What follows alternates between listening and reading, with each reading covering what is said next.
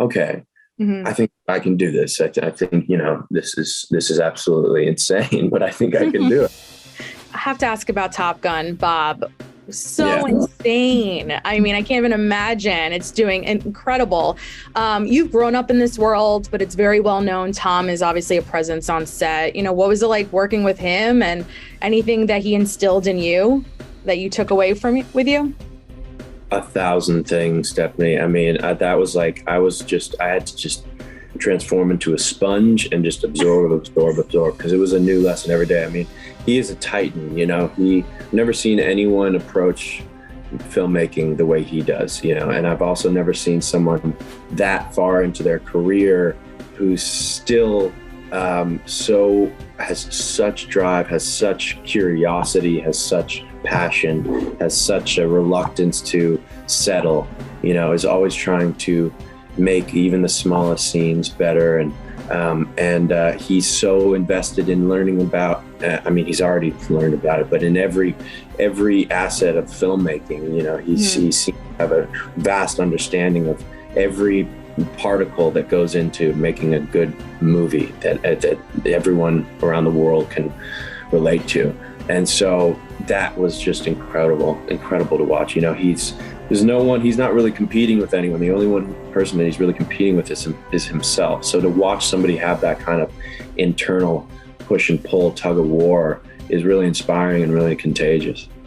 Of course, everyone's talking about that beach scene. What was the transformation like for you? I mean, as an actor going in there, did you have to gain muscle, lose weight? How long was the process leading up to shooting?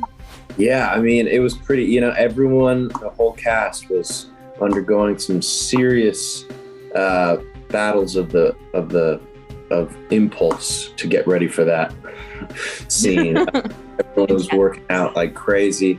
I was playing Bob, who's a bit more of a library dweller.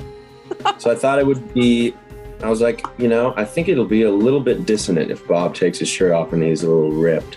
So I also was like, I also think Bob wouldn't take his shirt off. I think that that's kind of maybe an uncomfortable thing for him to do, or I think he's a bit more of a kind of reserved, quiet guy. He kind of likes to watch how things play out before he really inserts himself into a situation. And so I was one of the only people who really wasn't hitting. I mean, I would go into the gym just out of camaraderie.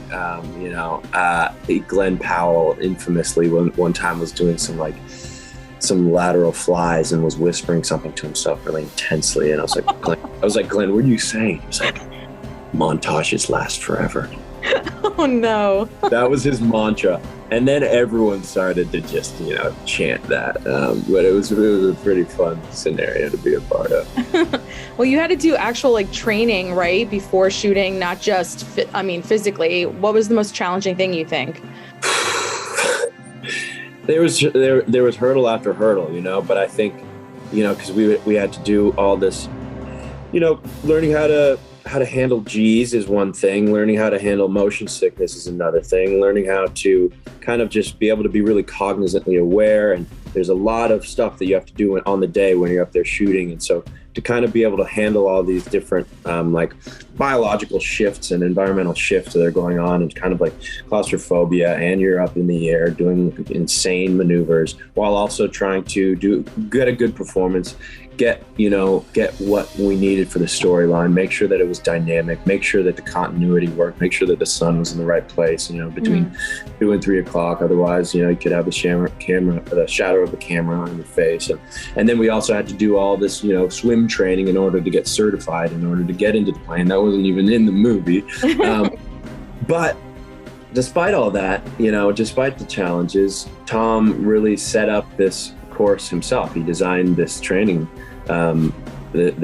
program himself. And so who better to do that than Tom Cruise, who knows exactly what an actor, is going to need from the ground up to get to be able to perform at that level, and that training at, in 2.5 months, what that had to look like. And so really, he kind of gave us this really gradual program, and in such a way that it felt manageable, and in these kind of bite-sized digestible portions, where it was like, okay, I think I can do this. I think, you know, this is absolutely insane, but I think I can do it. And gym-wise, were the other guys kind of jealous? You didn't have to go as hardcore as them? I mean, maybe, but then you see the beach scene and everyone's like, yeah, it was worth it. You know? It's worth it. Is there one piece of advice that your dad has given you about acting that has really stuck with you through the years? Man, too many to choose from, Stephanie. I mean, I talk with him before every project and you know, intermittently within every project. I think it's such a bizarre profession, and so he really always has these real gems because he knows me so well and he knows the process so well, and so he can really give me these tailor-made pieces of advice that feel like really specific and really personal, and don't know what I would do without him, you know. I love that. And just lastly, very silly question, but I was thinking about it. Independence Day is coming up. Is it a running joke at all that he has? I mean, it's like a meme. Every year it goes viral, the speech in the movie. When's the last time you'd say you both watched it? And is it kind of like a running joke in your family? I mean, yeah, the amount of times we're at dinner and somebody's like, please just do the speech, like they want. You're kidding. Yeah. And so my dad is at this point a little like, you can just pop the DVD on, brother, and watch the speech. It's there in HD, you know. But yeah, I think, you know, I don't know when the last time we all watched. You know, it's weird. We don't really sit down and watch. I mean, you know, we'll watch stuff when it comes out or something, but we're not a big TV family. But yeah, maybe I can get him to give me a little portion of the speech over the barbecue this summer. So Press Play has a very unique storyline with the transporting through time element. What drew you to the role specifically? I think it upon the first read really kind of felt like it was going to be a challenge. You know, it was going to be a challenge to track where these characters were emotionally within each scene, and as the story went along. You know, I think that the arc it's like a weird roller coaster, you know. And I think that trying to play somebody who's trying to grapple with an idea as like kind of fantastical as time travel, and to try and really play somebody who's grappling with believing that it's possible, is like it seemed like a fun challenge to me. And I thought I had watched I Am Mother. When I got the script, I watched I Am Mother and saw Clara Rugard in that, and she did so exceptionally at like having, you know, playing a character that has such a clear-cut idea of what their existence is, and then being introduced with this atom bomb of a life-changing piece of information, and then watching her deal with that and absorb that and how she tackles that. She's a master at that. And so I was like, oh, she's going to be even better in this.